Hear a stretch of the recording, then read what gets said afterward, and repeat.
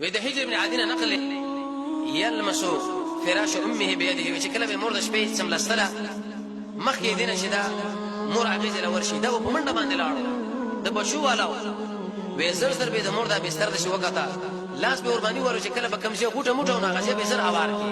به قرباني چې کله لاس راکړي چې خو یې بشولا نو خپل والدین به وري چې مور راځه ستاره پر اوس ما تو شک او زر په دال برابر کړی دي اوس به قلار سملا دبه د مور دل نه پرې خدای تر څو پرې دغه به بستر کې د سیو نیغواله ولني چې اجنه کزما مور په دې باندې څه تکلیف ورته ونه رسي د شاله بل نور څه مسله ورته جوړه نشي نو به یو فایزا امن ان يكون عليه وچې کله به امن کې شو چې په دې کې غوټي موټي نشته نو اسجاها ودا مور ډیره کمزور ودا به راولي ولا په دې کې او بعد هغه په خپل بستر باندې سملا ولا د پاسه به بلستان یا د وخت مطابق چې ارشي واغور باندې اوار کې او به اجازه ونه طلب نشي مور اجازه نشي وسلار شم و او اجازه له بچی تلاش بعد دغه نو به دلار داخله چې رسول په دې مرتبه د دې وجنه محمد رسول الله فرمایي د مور او پلار پر رضا کې د الله رضا ده د مور او پلار د پولانه جنت ته کدا مور او پلار چې تعالی وجه راکړه طلاق کې ته به ګوره طلاق ای حدیث کې راځي انت ومالک لابيک ته استاد عمل ګور سره پلار دي چې څه خبره به دوی کوي بس هغه سره ته سره مقابله نه کوي وې د سفیان ابن علي نقل لي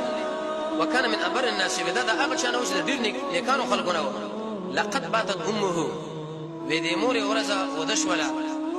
خو دې پر ځړ کې پر سینه کې څه مسله و یزړ کې څه خبره و چې بچلو وېما وې فقام على رجليه ودا بچي ورته د قشن دی خپل ولاړو قائما نغا يكره ودا خبره بد غنلا چې دا مور راوچته کې ويكره دا خبره بد غنلا ايقد شکینی وې تر دې پوری چې دوه غلامان رااله